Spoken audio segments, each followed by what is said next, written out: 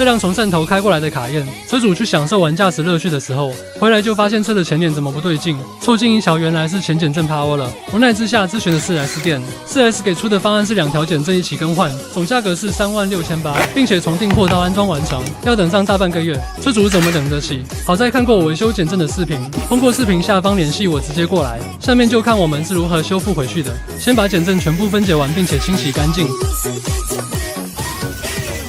接下来把这些易损件全部换新，师傅把新的皮囊利用专用设备与墩头扣压回去。视频创作不易，都看到这里了，能不能点个赞鼓励鼓励，给师傅前进的动力？只需要一盏茶时间就能搞定。你们觉得这样维修收多少合适？